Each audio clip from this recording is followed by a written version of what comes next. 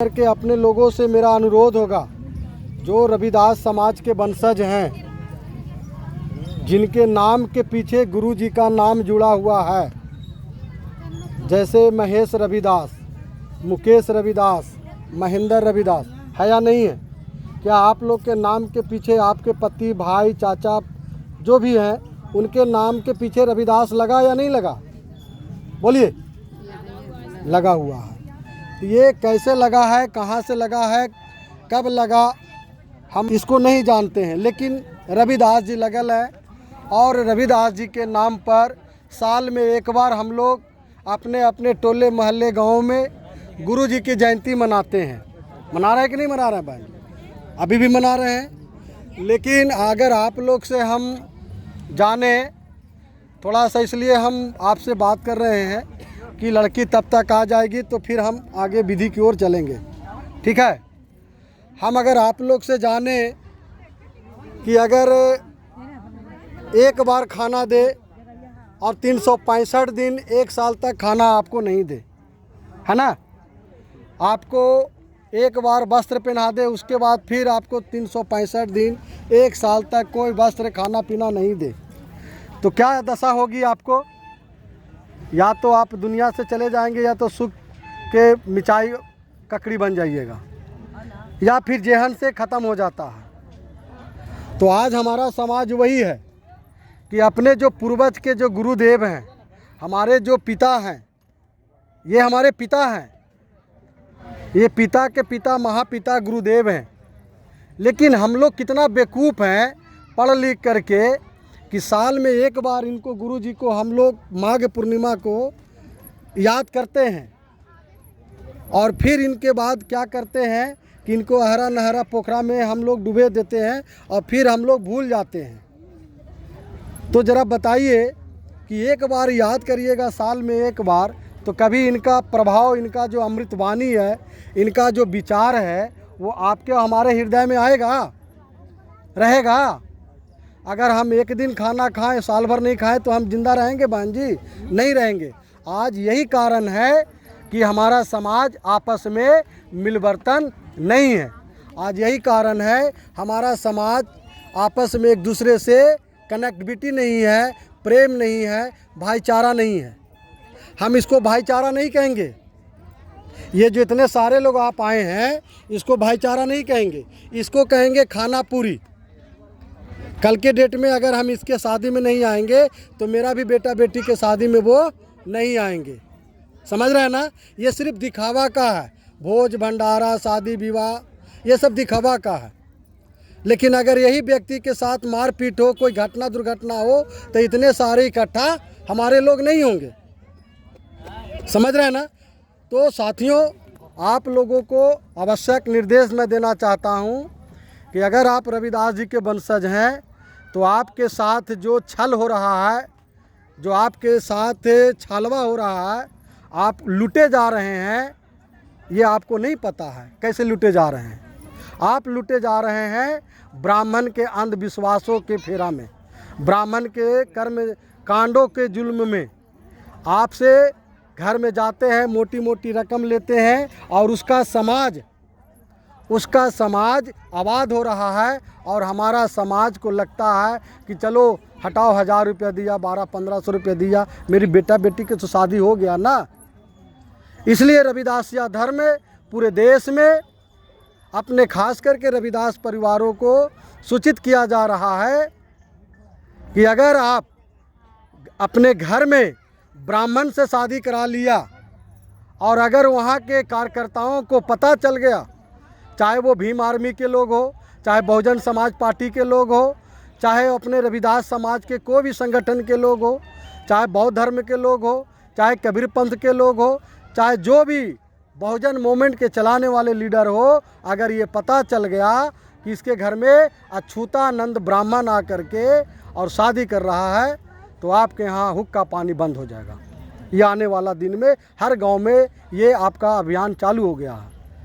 अगर आपको शादी विवाह कराना है, अगर आपको प्रेम मोहब्बत भाईचारा का संदेश मिलवर्तन करवाना है, तो आप बौद्ध धर्म से शादी कराओ, आप कबीर साहब से शादी करवाओ, आप गुरु रविदास महाराज जी के विचारों से शादी कराओ, लेकिन अछूतानंद ब्राह्मण से मत कराओ। हम उसके विरोध में नहीं हैं। जब वो आपको अपना नहीं मानता है तो फिर आप उसको क्यों अपना मनाने के लिए घर के अंदर में बुला रहे हो? अगर आपको तसला का, आपको हड़िया का भोजन खाने के लिए तैयार है, आपके साथ बेटी रोटी का संबंध करने के लिए तैयार है, तो हम उसके साथ तैयार हैं। तो वो सिर्फ आपको और हमको इस्तेमाल कर रहा है, इसलिए उसके झांसा में अब हम लोग को नहीं आना है। गुरु प्रेमी साथियों, अभी जो आप लोगों ने ये जो शादी करा रहे हैं, कोई लगन में कर रहे हैं क्या? कोई मुहूर्त में कर रहे हैं क्या?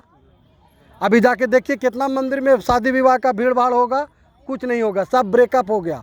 किसके इशारा पर है? उन ब्राह्मणों को पंचांग कुंडली में नहीं लिखा है कि आप सावन में शादी करा सकते हो।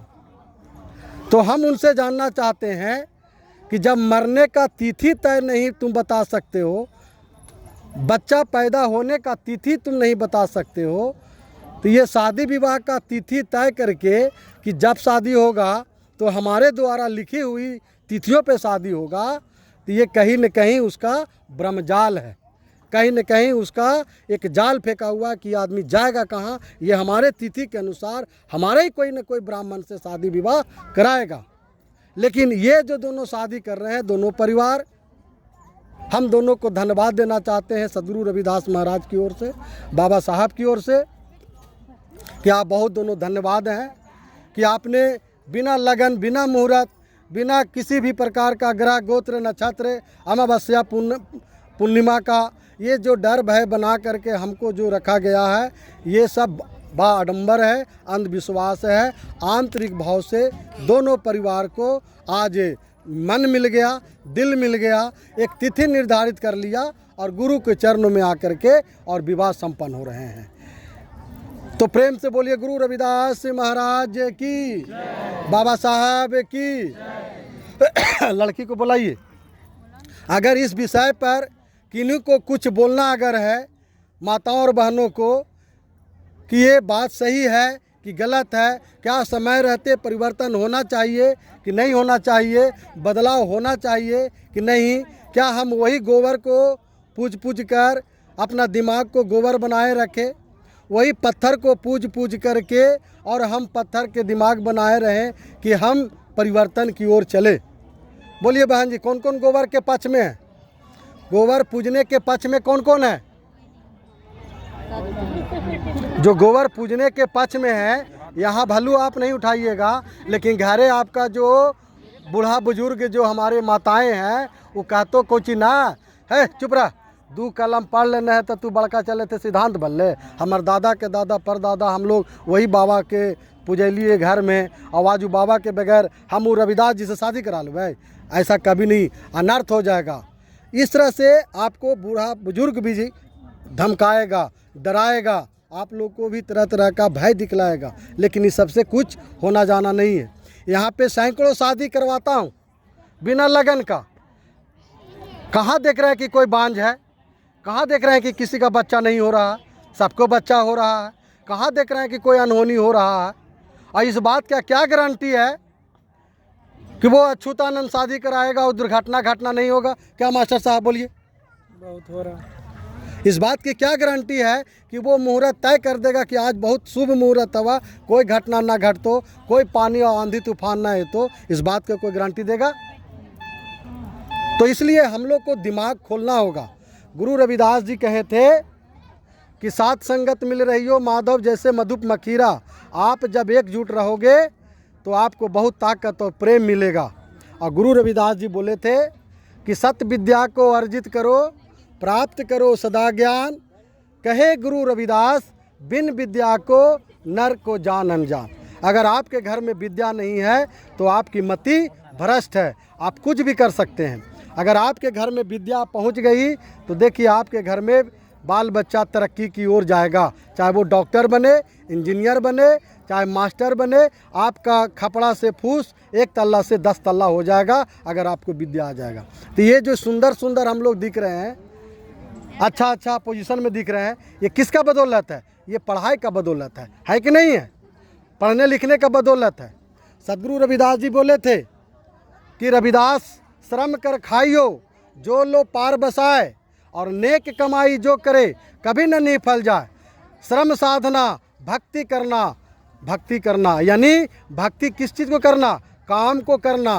पहले तुम काम करो, वही तुम्हारा भक्ति है।